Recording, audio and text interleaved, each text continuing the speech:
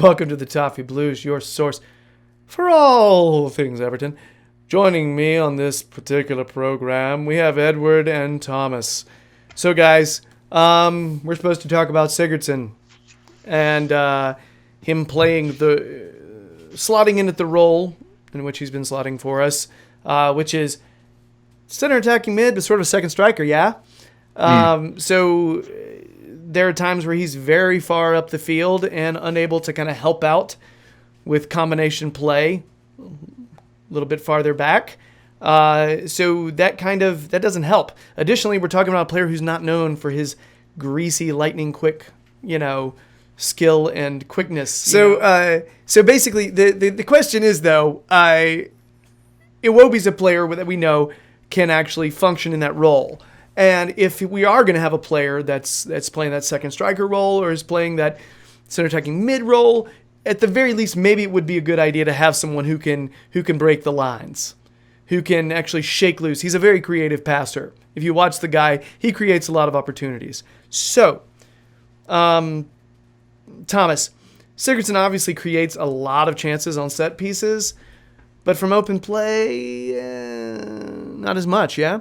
So, is it a situation where we need to be giving Iwobi a chance in that position, or do we need to be considering running Sigurdsson farther back in that 4-3-3 scenario, which he's never really done very much?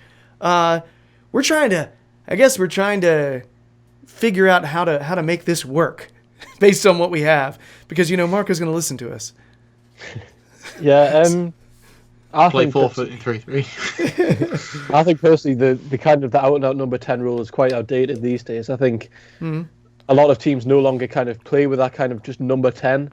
I think if you think about the number 10s in the league, there's Sigurdsson, Eriksson plays there sometimes, but then Spurs kind of have that thing with the wingers kind of situation. Yeah. They've got players playing everywhere, but I think the position itself gets so bypassed often, and the ball's going out to the wings so many times. I'm not really sure if Silva's telling them to do that or whether they're doing that themselves, but the ball is going out to the wings so much that the number 10, it seems quite pointless. He's not getting does a number 10 need service? He's not getting the ball as much, and it's just kind of being shifted out wide. So I think if you look at the stats, obviously he's up there with chances created in the league, but corners, free kicks, like you said, Gerry, there's a lot of that going on. And I think, is Sigurdsson playing badly, or is the system just not working anymore?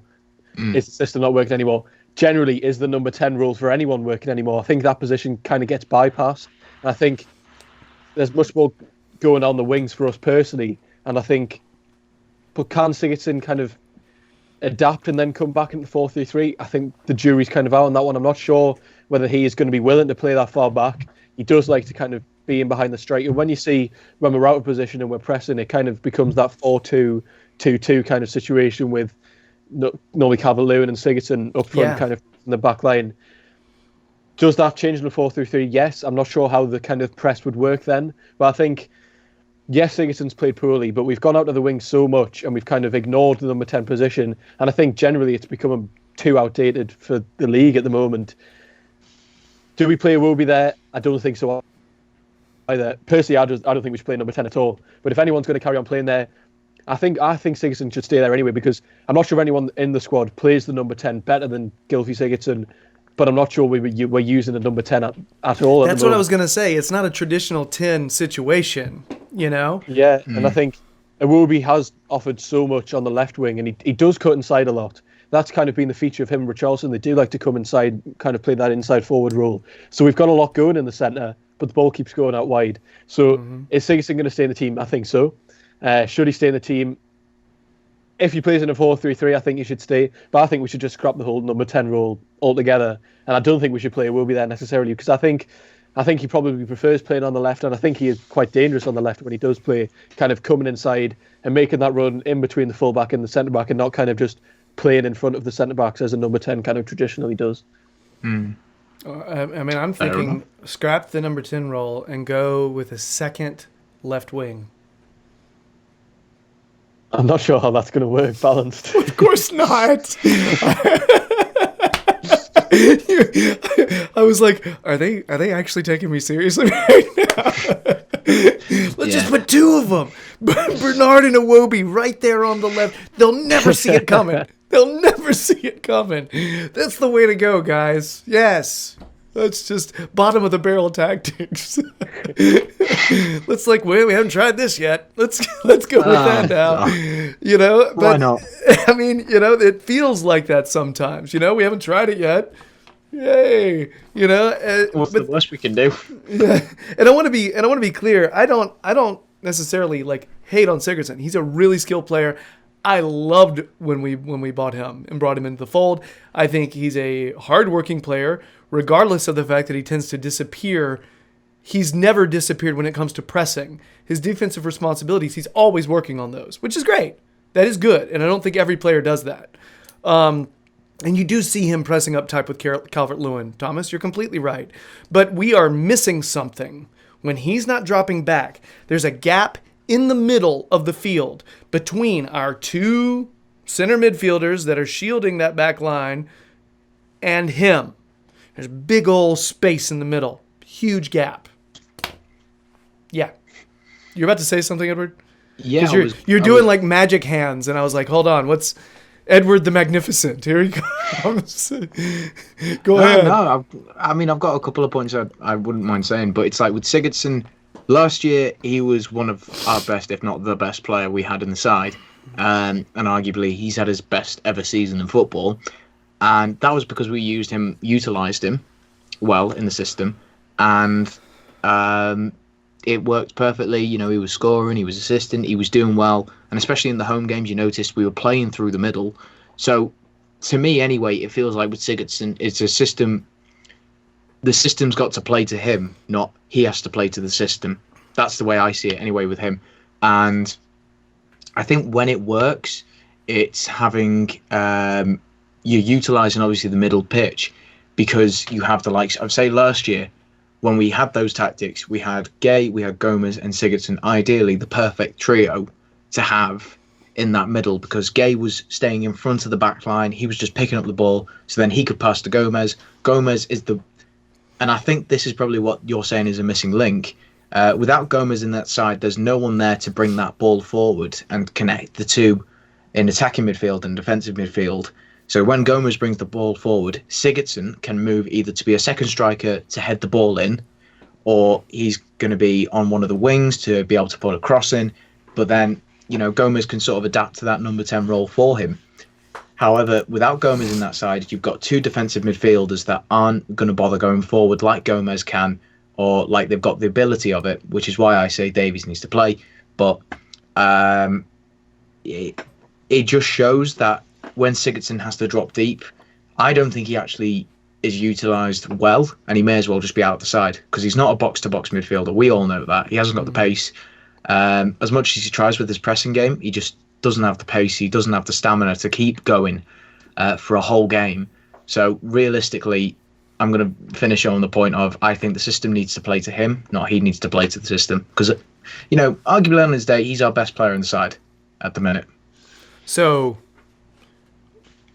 by the way, Edward, that's exactly what I was getting at with Gomez. But yeah, the idea, that's one of the reasons why I felt like when Gomez was in the team, I thought our play was working more. I thought it was working better. I thought we looked like a stronger team when he was there. He was carrying the ball forward with confidence, and I felt like there was at least someone trying to get the ball forward down the middle some, rather than always shunting it off to the flanks every time. Yeah. So there's you either because I feel like we've done the thing where we build the system around Sigurdsson. Don't you think? Don't you think we've done this? That's sort of what we've been doing, right? Isn't that like the whole point for doing 4-2-3-1 was, you know what, Sigurdsson, he's good. Let's do it all for him. That's what it seems like it. I mean, arguably, yeah. So that's why we're sticking with that formation, because we've been used to it for so long with how we've played with some of the older players. But then we've had loads of new players in. But then, you know, like you say, we've built it around them. So why are we not using the same tactics as we have been last year? It's like, I mean, I'll put a point now in with Sheffield Wednesday. It's like there was a straight difference, because it was like Iwobi and Bernard were playing in that sort of, but they were able to rotate, and it was this whole midfield three that were able to rotate because they had the mobility, they had the pace to be able to do it. So arguably, we can play that system. We just need somebody to be mobile if we're just choosing to pass to the wings every time. And also, I think another difference made was the fact that we had, I know I've said his name already, but Davies was a box-to-box midfielder, so he was able to bring the ball forward. And even then, it's like, Sigurdsson isn't as mobile, but at least in that sort of system, you've got players that are willing to run around him to give the ball to him so he can pass the ball off, and it just works well. But why, I mean, like you say, going for the wings every time, Sigurdsson is just pointless then. We may as well play something like a 4-4-2 where we're just crossing into the wings from the wings every time. I think one of the things when Davies does play, instead of Sigurdsson, instead of Davies coming in for Gomez or for Delph or whoever else would be playing in those, that 2 portion of the 4-2-3-1, if he were to come in a 4-3-3 for Sigurdsson, okay, I actually think it could work, because I think he would be dropping farther back a lot more often and he would get a lot more touches. I feel like he doesn't push forward as much. You know what I mean? And I actually think we're actually going to take advantage of those middle spaces and build up play a lot more through the middle, because Davies isn't pushing forward to score. He's trying to combine with other players more. That's just what he's doing. So that's his game, isn't it? That's how he plays. And this formation that we seem to like to play so much is just so, it does work when you're like 2 goals up, but when you've got nothing on at the minute, then you may as well be playing an attacking threat. You never know, maybe if we played something like a 4-4-2, had Sigurdsson in the middle, so then he's just got, say, Gabamin or Gomez next to him who can come back and do the defensive duties, he might excel in it. We don't know, because then he's got a 1 on the wing, 1 on that wing, and then 2 up front to try and do something with. So it may work for his advantage. It's possible. But we never see that possibility. No. I think we'd probably be quite exposed if we had Sigurdsson and Gomez in a 4-4-2, because as much as Gomez likes to think he can defend, sometimes I really don't think he can. I agree. And it would have to almost be Sigurdsson Gabamin, right? It would have to be Gabamin or maybe Delph. I'm not sure how defensive Delph is, but I think if we put Sigurdsson and Gomez in the middle, that's really... That we can't be expecting to be. That's the point where we need to win games then. All right. So anything else on this, guys? Because I feel like the real question is, Silva seems like he's been adapting the system around Sigurdsson, right? So does Sigurdsson get a markedly less amount of playing time if he switches the system? That's probably true. Or are we thinking about, or do we feel like, the system could possibly work if there's another player doing a similar role that's going to play that particular role that Sigurdsson plays differently? You know what I mean? Mm-hmm. So I think all 3 of us are in agreement. We'd love to see him switch some things up. And frankly, either one of those options would be interesting enough and possibly would give us that penetration in the middle rather than every time going to the sides. Works. I mean, we've seen so many crosses. You would think, if you didn't know anything about Everton, you'd say, you know what, they must have like 4 6'9" dudes in the middle that they can just cross to. You know what I mean? You would think, if you didn't know anything about our strikers, if you just look at our crossing stats, they'd be like, oh, they've got a plan. Clearly.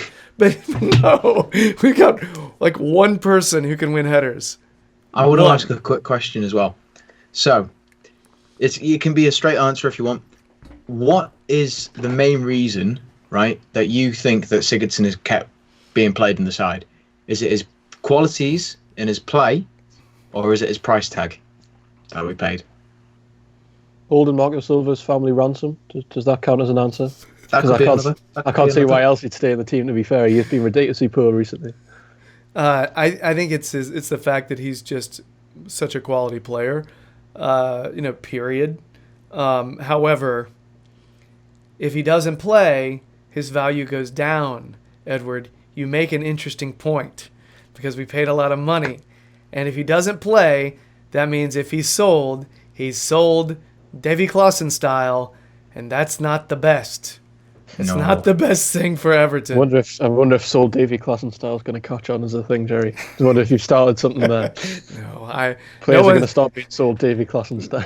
People will deny that out of pure principle because I said it. Like the American on Toffee Blue said it. Yeah, we can't do that. But it's an interesting point. Price tag. Do they feel beholden because a player? We paid a ton for a player to make sure we give him playing time. But at this point, I really do think, if I'm honest, Silva's going to play who he thinks needs to play because he wants to keep his job. He does want to keep his job. I think that is the thing that trumps everything else. That surpasses.